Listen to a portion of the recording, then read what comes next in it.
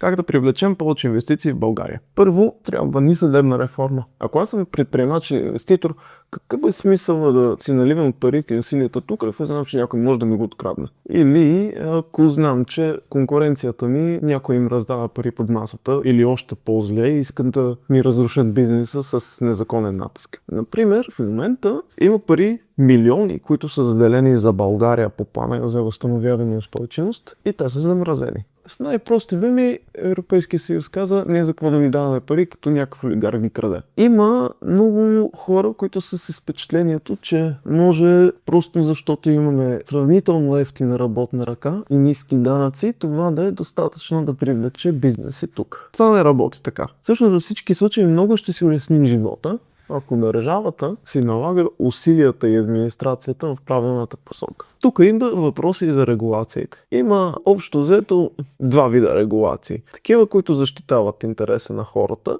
и такива, които защитават интереса на големите фирми. Ако искаме да дойде сериозно инвестиране в България, искаме максимално да премахнем тези регулации, които са в защита на големите фирми. Да имаме и много разумни регулации от типа, които реално защитават нечии общи права. И на последно място всъщност стига въпросът за образованието. Ако искаме качествено професионално образование, то трябва да бъде обвързано с интересите на бизнеса. Самите гимназии професионални да си говорят с заводите, предприятията, какви са актуалните технологии, те от какви умения се нуждаят. Финално, когато се справим с краденето от бюджета, можем да сме по-спокойни, че инвестициите и финансирането от държавата отиват в развитието на реално технологична база. Една от планираните ни мерки в тази посока е да ограничим размера на кредитите от Българска банка за развитие на до 3 милиона евро. Защото преди им бяхме сложили таван, миналото управление ги махна и започнаха да раздават милиарди финансиране на една добра на шепа фирми. Ако имаш въпроси, напиши в коментарите и следващия път, като брадя съм, може да ви отговоря.